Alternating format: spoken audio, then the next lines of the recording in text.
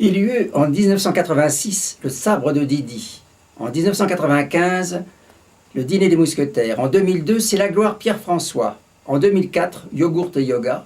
En 2008, vous avez dit Métèque. Voici, en 2013, mon 6e et dernier recueil de textes, Séraphin, c'est la fin. Comme les précédents, Séraphin, c'est la fin est un salmigondi de brèves chroniques d'actualité et d'études où je développe ma pensée sur des thèmes qui me sont chers. Je souhaite qu'après ma mort, ou de mon vivant si les conditions atmosphériques sont favorables, les textes de ces 6 livres soient classés par ordre chronologique et publiés en un seul gros volume que l'on pourrait baptiser La Caracole, titre d'une plaquette parue à la Table Ronde en 1969, première mouture du futur sabre de Didi. Ou, si l'éditeur juge ce titre plus heureux, l'un des titres suivants, Le sable de Didi, Le dîner des mousquetaires, c'est la gloire Pierre-François. Au début du volume, on publiera les 6 préfaces, par ordre de parution, ainsi que les épigraphes.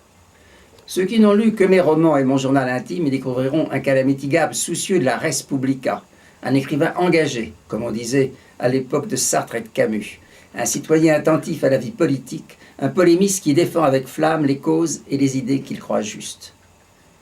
Si certaines des meilleures pages que j'ai données au journal Le Monde n'ont été reprises dans aucun de ces 6 volumes, c'est parce que j'en ai incorporé la moelle à mon dictionnaire philosophique, Le Taureau de Phalaris, paru en 1987. De même qu'en 1965, certaines de mes chroniques de combat avaient nourri le corps de mon premier livre, Le Défi.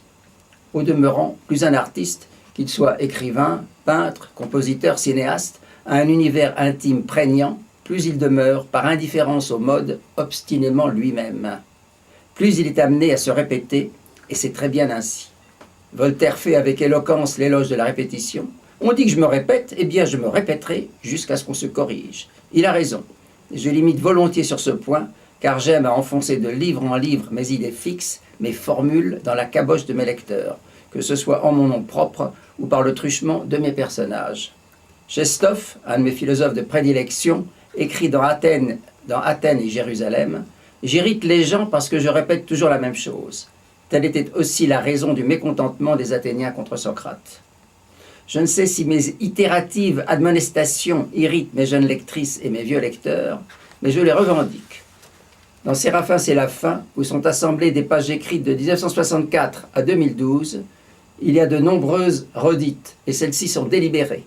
Lorsque l'imbécile nouvel ordre mondial, prôné par les pharisiens glabres d'outre-Atlantique et les excités barbus d'Arabie, qui les uns et les autres prétendent régenter nos mœurs, nous dicter ce que nous devons penser, croire, écrire, manger, fumer, aimer, étant son ombre sur la planète, lorsque le décervelage opéré par les médias, les sales guerres de l'impérialisme américain, la bruyante omniprésence des mufles du tourisme de masse, les mercuriales des tartuffes cubénis et des tartuffes bouffeurs de curés, les prurigineux anathèmes des quaqueresses de gauche et des psychiatres de droite s'emploient à détruire tout ce qui constitue le charme et le sel de la vie, un écrivain épris de liberté a d'autant plus le devoir de se répéter que cette liberté est désormais tenue pour subversive, sulfureuse.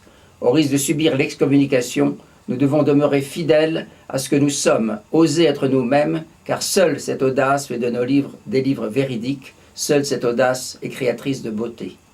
Séraphin, c'est la fin, ce titre, véridique lui aussi, témoigne que ma lucidité, vertu infernale par excellence, Lucifer est la divinité phosphorique, l'ange qui porte la lumière, ne forligne pas, que je ne nourris aucune illusion touchant l'avenir de la liberté, de la beauté, des diverses passions qui auront empli ma vie d'homme et inspiré mon travail d'écrivain, du moins jusqu'au bout aurais-je persisté dans mon être.